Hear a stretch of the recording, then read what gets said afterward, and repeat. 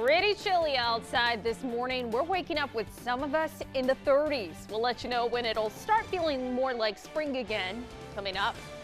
It's a wrap in Atlanta. The Georgia legislative session has come to an end. We'll tell you about some of the bills headed to Governor Brian Kemp's desk for his signature.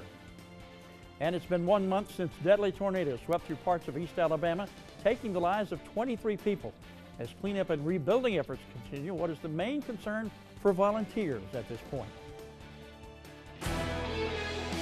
Coverage you can count on. This is WTVM News Leader 9, celebrating 65 years. Sponsored by Montlick and Associates. Hello and welcome to News Leader 9 Morning, the Wednesday edition. Chuck Leonard here. Cheryl Renee is off today. We're going to get to the news for you in a moment. First, though, let's get to the weather. It's a little cool as you get this Wednesday started. Let's find out what's ahead with Storm Team 9 meteorologist Lauren Linehan. Hey, Chuck. Howdy. How are you doing over there? Hello over there.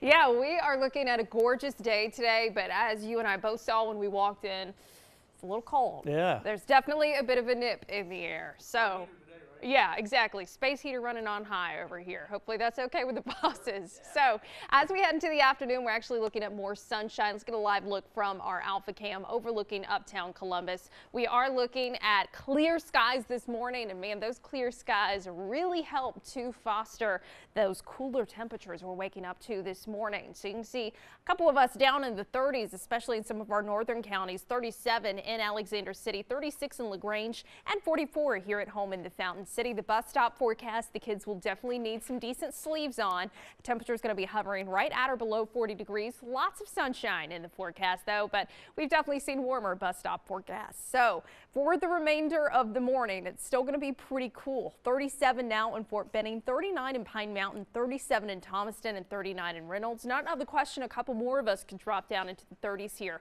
over the next couple of hours. Hey, don't forget, not only is it hump day, but it's Weather Radio Wednesday. We'll be at the Academy Sports in Columbus today. We'll be there from 10 a.m. to 2 p.m. Eastern Time to program your weather radios and get you set up with the WTVM weather app. We always want you to have multiple ways to receive weather alerts, and we could be seeing some stormy weather as we head towards the weekend. We'll let you know when those best rain chances will be back in the forecast coming up. Lauren, thank you much. Almost 3 minutes after the hour now. Brian Kemp has completed his first legislative session as Georgia's governor. Now, several major proposals are headed to his desk for his signature. Two of the most controversial, an election reform bill that moves the state to new touch-screen voting machines that print a paper ballot, and a ban on almost all abortions after a fetal heartbeat can be detected. Also, from the legislature, alumni from Georgia's historically black colleges are not happy with the way the session ended. On Senate Day, or the last day, alumni were shocked to hear about Senate Bill 278, created overnight to consolidate 3 schools: Albany State, Fort Valley State, and Savannah State. I would have rather heard about this bill from my institution. Secondly, to hear about the bill through social media rather than from my alumni associations, I was a little bit disappointed. The consolidation comes after the merger recently of Albany State University and Darton State College. Senator Lester Jackson, the author of Senate Bill 278, says the bill will not pass, he says, anytime soon. Big names from Hollywood are protesting Georgia after the passage of the heartbeat bill. The actress Alyssa Milano and a number of others involved in Georgia's film and television industry were in Atlanta yesterday for the final day of the legislative session. Milano delivering a letter to Governor Brian Kemp to convince him not to sign House Bill 481. That letter signed by 40 other actors, including Alec Baldwin, Amy Schumer, and Ben Stiller. Milano is calling this a fight for the people of Georgia. We can't continue to allow these white men, middle-aged men, to dictate what we are able to do with our bodies. It is not fair. So we are taking a stand. Our industry is taking a stand. Women are taking a stand, and we're saying no more. No more of these hurtful policies. It's happening all over the country. It's unacceptable. The heartbeat bill is still awaiting the governor's signature. Well, after an intensive legislative session, the governor is looking back on his first session as the state's chief executive. When asked, Kemp says he felt the session went great and that Georgians should be proud that he came through on promises he made. Is it what you expected? Were you surprised? Was there anything that went well, didn't work? It's been great. You know, Georgians can be proud to know that I campaigned on doing certain things, and that's exactly what I've been doing in office. I think that's what voters and citizens of our state are looking for after election. They want people to put the election behind you and do what you told people you were going to do, and that's what I'm doing. Kemp has at least 3 other legislative sessions ahead as governor. He says they're already working on priorities for next year, including what will be a big budget proposal. Well, today marks 1 month since tornadoes swept through parts of Alabama and Georgia, destroying most of what was in their paths. Homes were reduced to rubble, and 23 people lost their lives in Lee County. Many folks have been busy rebuilding, but a lot of work still remains. Newsletter announcer Maya Johnson joins us live this morning from Smith Station, where rebuilding efforts continue. Maya, we understand that a month out, volunteers are still in desperate demand. Chuck, yeah, that's right. Tons of volunteers are still needed all over Lee County, and they can go to Smith Station City Hall to register. As you can see, there's still so much debris to be cleaned up at this point, and the Volunteer Reception Center is still sending teams out into the field with different color wristbands every day so they can keep up with who's out in the field. The main concern now is picking up large debris and the need for large machinery to move it. The city of Smith Station does not have a public works, so at this point they are solely relying on volunteers to protect property owners from having to come out of pocket with the little they already don't have. So again, if you want to volunteer, tons of volunteers are still needed. You can go to the City Hall in Smith Station to register starting at 9 a.m. this morning, and that's Monday through Friday. Reporting live in Smith Station, Maya Johnson for News Leader 9. Maya, thank you much. 7 minutes after the hour now, locals say the 23 crosses honoring the lives lost in the tornadoes have become a memorial, a place for families and friends to gather to remember their loved ones. And because of the impact crosses have had on the community, Providence Baptist Church is planning on erecting a permanent memorial. They're in the process of designing it right now.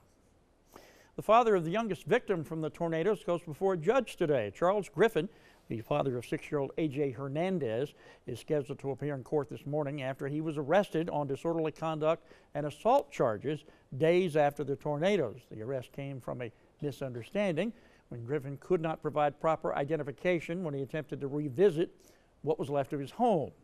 For more on his arrest, you can visit our website at WTVM.com.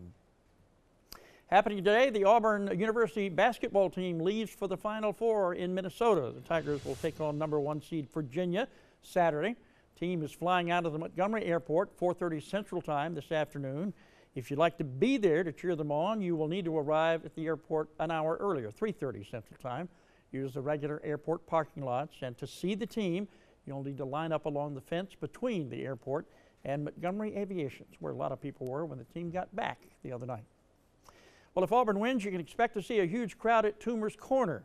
Auburn police say they are treating this like they would any other big game, keeping extra officers on standby in case of a win, who can step in and help shut down the streets in Auburn and monitor the situation. Sergeant James Pescia says this is the time for the public to be patient with police and with traffic. We want the Auburn citizens to have a good time and experience the rolling of Toomer's Corner with such a victory like in the Final Four, but at the same time we can't put public safety to the side. Sergeant Pescia says drivers should avoid the whole area if Auburn wins, and everyone should be careful Saturday night when out and about, regardless of the outcome of the Final Four game. And for anyone headed to Minneapolis for the game, we have a ripping good deal to show your school spirit. Minneapolis-based Waxing the City is offering Auburn fans the opportunity to wear their school spirit by getting the AU logo waxed into their chest or back. The first 10 people to make an appointment for the logo waxing at any of the 8 participating studios, which are located near U.S. Bank Stadium, will receive a free wax when they show a ticket to the Final Four game. Wouldn't that be something to come back with? All right, it's 9 minutes after. Let's check weather now and traffic. Here's Lauren Linehan. Good morning. So traffic, no issues thus far across the Chattahoochee Valley. The main issue this morning is going to be the weather. We're not seeing any rain, no storms, but it's cold out there. Our Alpha Cam overlooking uptown Columbus. We've got clear skies in place. So this unusually cold pattern is making it feel a little bit more like February outside in terms of those low temperatures this morning. So a lot of us going to still be hanging out around 40 degrees here over the next few hours. Wouldn't be surprised if we see more spots drop into the 30s, but we've got plenty of sunshine in the forecast today. just a few passing clouds. So by the afternoon commute, you may be feeling a little ambitious, rolling your windows down because it's going to feel really nice. We'll have a nice little warm breeze coming in later this afternoon, coming in out of the east-southeast around 5 to 10 miles per hour. So because we've got that southerly component back with our winds, that's going to help to fuel that warmer air that we're going to be seeing moving in here over the next few days. But for now, our satellite looking clear this morning, but 70s on tap this afternoon. So when you have that drier air in place, it's really easy to warm up in the afternoon, and unfortunately for us this morning, really easy for it to be cold. But hey, at least we'll be dry today. We'll let you know about the rain chances on the forecast though coming up. Thank you much. It's 11 after the hour. Still to come on News Leader 9 Morning. An arrest is made in the death of Grammy-nominated rapper Nipsey Hussle. Now those he left behind are mourning his loss. And South Carolina lawmakers are taking steps to make using ride-sharing services safer. What's being proposed after the death of a USC co-ed.